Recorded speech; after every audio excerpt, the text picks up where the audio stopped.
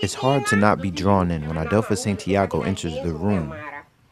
With her distinctive voice and loving personality, she eagerly educates her community on the history of Bonaire in the Netherlands Antilles. For Adelpha, history is a very significant part of life in Bonaire, especially her own.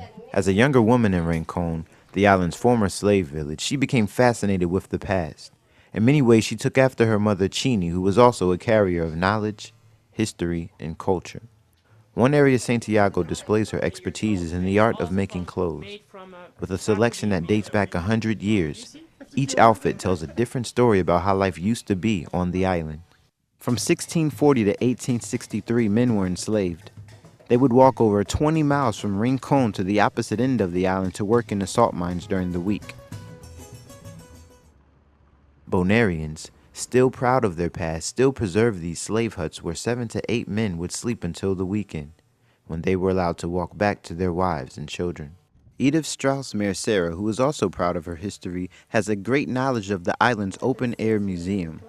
She explains the importance of remembering history in a positive light. You can't forget your history. It's something that happened, it's real, that's realistic. But you don't have to keep in the history that's only that what negative, but you are here, and it's good that people remember. The Magazine de Rey Museum is the second oldest building on Bonaire. It was once a holding place for the storage of government slaves and farming equipment. The monument was built sometime between 1810 and 1824. Now, the building holds many artifacts and crafts symbolic of Bonaire. Because Bonaire is a Dutch colony, some people fear that the rich heritage is already being forgotten.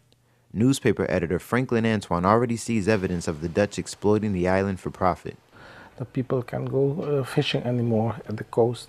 The west coast of Bonaire is already in the hand of developers and the rich people. Perhaps this is what makes Adelpha Santiago's work so important.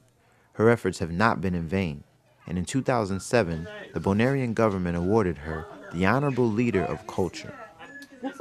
Preserver of history and guardian of culture, the island of Bonaire appreciates Adelpha Santiago for captivating the sanctity of the past. Ande chiquitín, abai. Pokoknya saya je. Saya